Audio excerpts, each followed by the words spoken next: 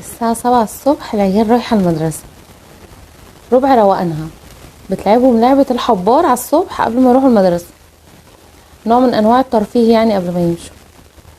بتجهز لهم هنا الحلوى اللي كانت في لعبة الحبار، عارفينها اللي هي كانوا بيقعدوا يكسروها بالراحة دي، واللي تتكسر منه حتة يقوموا ضاربينه على طول.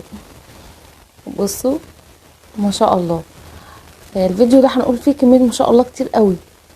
بصوا دي العربية اللي جاية تاخدهم مخصوص توديهم ايه المدرسة.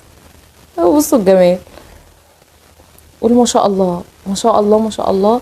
البيت الله اكبر. نيجي بقى للقطعة الفنية اللي هي هتلبسها. عجبني قوي احتشامها وجمالها وكل حاجة في الفيديو. بصوا القطعة الفنية اللي هي لابسها الله اكبر. طبعا عندها خدم بقى مش قادرة اقول لكم عامل ازاي.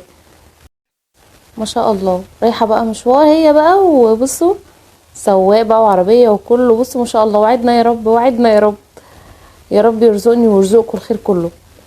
ده بقى يوم تاني كده الولاد راجعين من المدرسة.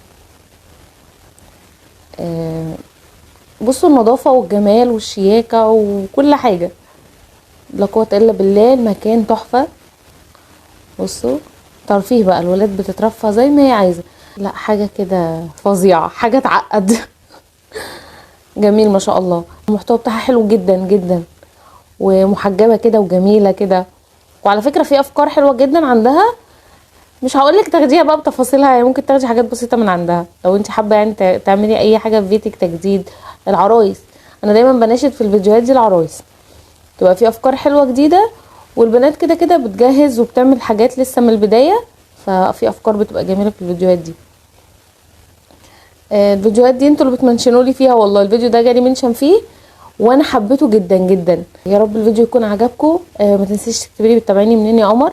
انا شيماء غريب. لو انت اول مره بتشوفيني ما تنسيش تحطي كومنت اللي زي العسل شبهك ولايك عشان بيرفع معانا الفيديو. اشوفكم ان شاء الله في فيديوهات حلوه كتير تعجبكم. مع السلامه.